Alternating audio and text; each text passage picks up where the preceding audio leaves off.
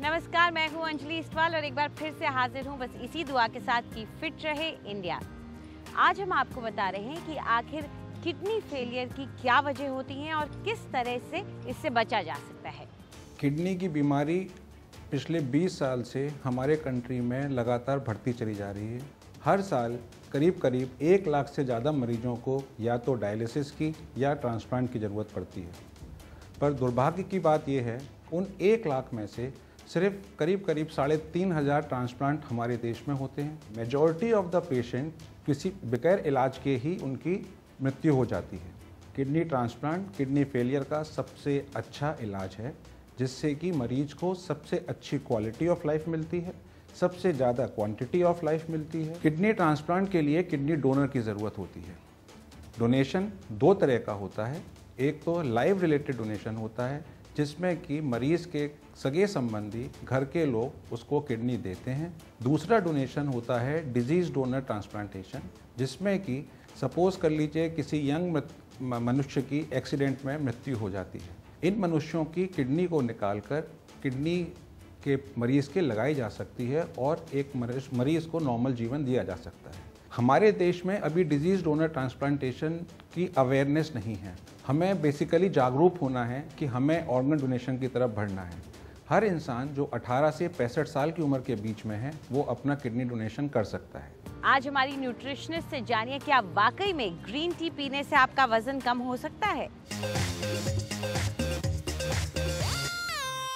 कुछ लोग ये मिथ के साथ आते हैं कि आप ग्रीन टी का प्रयोग करिए आपका वेट लॉस हो जाएगा, ग्रीन टी एक्सट्रैक्ट यूज़ करिए आपका वेट लॉस हो जाएगा। ये चीज़ें बहुत गलत है। ग्रीन टी आप जब लेते हैं तो आपका पेट बहुत देर तक फिल हो जाता है, क्योंकि वो एक लिक्विड हैवी होता है, तो आपको थोड़ी देर तक भूख नहीं लगती। फर्स्ट थिंग ये होता है। दूसरी चीज़ ये होती है, ग्रीन टी बहुत अच्छा एंटीऑक्सीडेंट है, तो जितने आपकी बॉडी में फ्री रेडिकल्स है ये उससे लड़ता है, तो उस वे में भी ये अच्छा है। लेकिन अगर हम फैट कटर कहें, ऐसा कुछ नहीं होता। ग्रीन टी आपकी मेटाबॉलिक रेट ज़रूर बढ़ाता है, क्योंकि कुछ मात्रा में उसमें भी कैफीन होता है। तो अगर आपको ग्रीन टी यूज़ करना है तो पोस्ट मील्स यूज़ कर सकते हैं, प्री वर्कआउट यूज़ कर सकते हैं।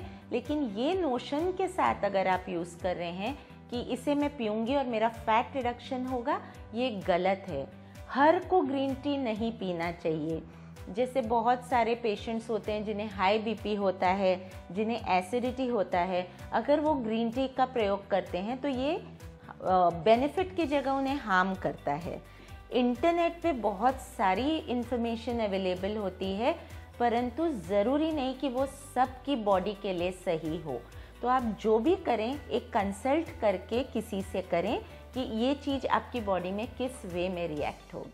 और अब सीखिए लो बोट पोज यानी नौकासन का एक वेरिएंट।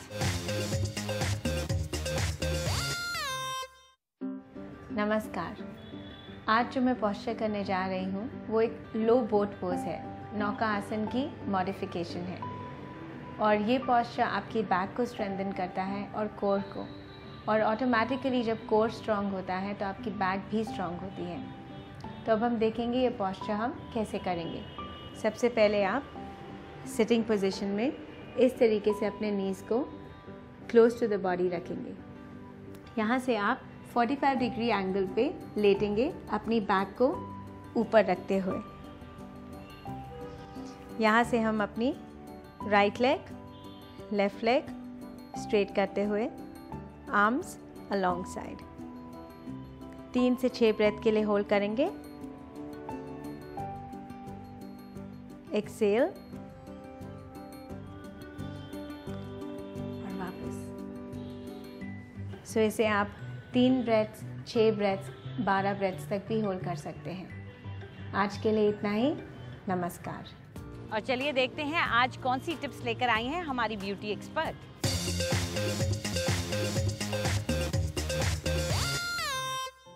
नमस्कार, आज हम बात करेंगे फॉलिंग हेयर की समस्या के बारे में, यानी कि झड़ते गिरते बाल।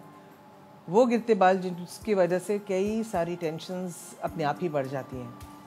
इसके लिए हम 2 बहुत आसान नुस्खे बताएंगे आपको। सबसे पहले है एक फॉलिंग हेयर शैम्पू जिससे आप घर पे बाल धोएंगे। इसके लिए आपको 3 चीज़ें चाहिए, आंवला, रीठा और शिकाकाई। इन तीनों चीज़ों को आप करीबन 2-2 चम्मच लेके मिक्स कर लीजिएगा और इस मैजिक कॉम्बिनेशन में आप पानी डालेंगे कम से कम आधा लीटर। इन चीज़ों को आप इस पानी में अच्छी तरह मिक्स कर लें और इसको सिर्फ एक उबाल देके करीबन 2 घंटे छोड़ दीजिए। 2 घंटा छोड़ने के बाद इसी मिक्सचर को आप छान लें और एक एयरटाइट बॉटल में रख लें। जब जब आपको अपने बाल धोने होंगे आप इसी पानी से अपने बाल धोएंगे। ये आप देखिए कितना स्मूथ गाढ़ा मिक्सचर बन गया है और आप हैरान होंगे कि इसी शैम्पू से जब आप बाल धोंगे ऑयलीनेस भी कम हो जाती है और बालों में एक बहुत ही बढ़िया चमक महसूस होगी। क्योंकि मुझे मालूम है बहुत से लोग जो हैं उनको एक सोपी शैम्पू की ज़रूरत होती है, नहीं तो उनको लगता है कि उनके जो बाल हैं वो साफ़ नहीं हुए हैं। और अगर अब तभी भी आपको बालों की झड़ने की समस्या रहती है तो आप एक और पैक बना सकते हैं। इसमें आपको 2 चीज़ों की ज़रूरत है, ये है मेथी दाना और फ्रेश एलोवेरा के पत्ते। मेथी दाना को आप अच्छी तरह पीस लीजिए, बेहतर होगा कि आप इसको मिक्सी में पीस लें या सिलबट्टे में। एलोवेरा के पत्तों को लेके आपको बीच में से इसका जो जेल है वो निकालना है। तो आप देख रहे हैं कि मैंने इसका जो ऊपर का हिस्सा है उसको काट लिया है और जो अंदर का जेल है उसको हम स्कूप आउट करेंगे। कितना खूबसूरत, बिल्कुल ट्रांसलूसेंट क्लियर जेल है ये और इसमें इतना पोषण और विटामिन है कि शायद अगर आप विटामिन की गोलियां खाएंगे वो भी कम पड़ेंगी। ये आप देखें कि मेथी दाना का जो पेस्ट है इसमें एलोवेरा हम धीरे धीरे मिक्स कर देंगे अच्छी तरह और ये मिक्सचर आपने अपने बालों की जड़ों पे लगा के रखना है कम से कम 15-20 मिनट। हफ्ते में 3 या 4 दिन या जिस दिन आपने अपने बालों को शैम्पू करना हो, ये पोर्शन गिरते हुए बालों के लिए सबसे अच्छा नुस्खा है। मेरी ही सलाह ये होगी कि एक डिसिप्लिन की तरह नियम से करें और देखिए कि आपके जो गिरते हुए बाल हैं वो भी दूर हो जाएंगे और गिरते हुए बालों की टेंशन जो है वो भी दूर हो जाएगी। फिट रहे इंडिया में आज इतना ही। आपको हमारा कार्यक्रम कैसा लगा हमें ज़रूर बताएं। आप अपनी राय हमें ईमेल कर सकते हैं fit@ndtv.com पर। चाहे तो ट्विटर पर भी आप हमारे साथ जुड़ सकते हैं। इस्तेमाल कीजिए #फिट रहे इंडिया। फिलहाल पूरी टीम को इजाज़त दीजिए। नमस्कार।